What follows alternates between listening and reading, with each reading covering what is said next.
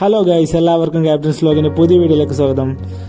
നമ്മളിപ്പോൾ ബീച്ചിലാണുള്ളത്. നമ്മളിന്ന് ചെയ്യാൻ പോകുന്ന ഫിഷിംഗ് വ്ലോഗാണ്. നമ്മൾ 3 ഫ്രണ്ട്സ് ഇപ്പോൾ കാസ്റ്റ് ചെയ്തിട്ടുണ്ട്. കൈച്ചൂണ്ടയിലാണ് മീൻ പിടിക്കുന്നത്. നമ്മൾ യൂസ് ചെയ്യുന്ന വെയിറ്റ് എന്ന് വെച്ച് കഴിഞ്ഞാൽ കണവയാണ്. കണവ വെച്ചിട്ടാണ് പിടിക്കുന്നത്. നമ്മളിപ്പോൾ കൈച്ചൂണ്ടയിൽ തന്നെയാണ് പിടിക്കാറ്. നമുക്കിപ്പം കൂടുതൽ റിസൾട്ട് തന്നെയാണ് കിട്ടാറ്. അപ്പോൾ നമ്മൾ വീഡിയോയിലേക്ക് കിടക്കാം.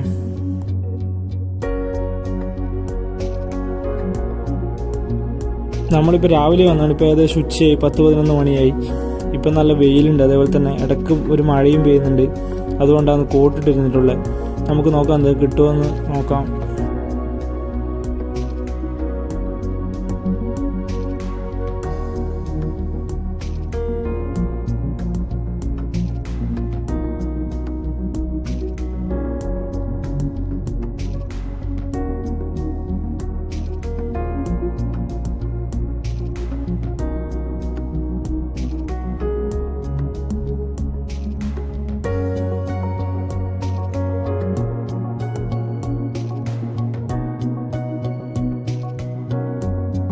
ഇത് ആദ്യത്തെ സ്ട്രൈക്ക് കിട്ടിയിട്ടുണ്ട്. പക്ഷേ ഇത് ഞണ്ടാന്ന് തോന്നുന്നു. ഇപ്പോൾ അത്യാവശ്യം ഞണ്ടുണ്ടാവും. അപ്പോൾ ഞണ്ടാന്ന് കിട്ടിയത്. അതിനെ വലിച്ച് കയറ്റാൻ നോക്കുന്നുണ്ട്. പക്ഷേ എങ്കിൽ മിസ്സായി.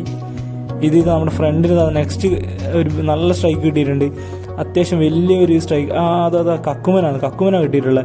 നല്ല സൈസുള്ളൊരു കക്കുമനെ കിട്ടിയിട്ടുണ്ട്.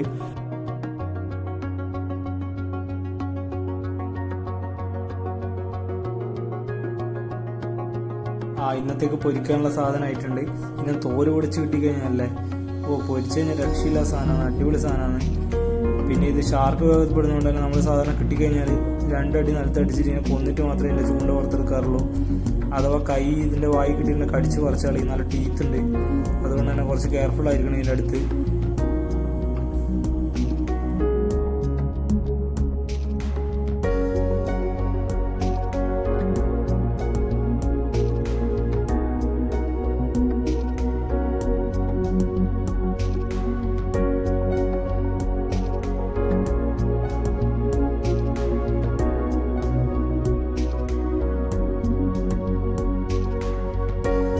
ഇപ്പോൾ അത്യാവശ്യം കടലിന് പിടിക്കേണ്ട രീതി നമ്മൾ യൂസ് ചെയ്യുന്ന ടെക്നിക്കാണിത്.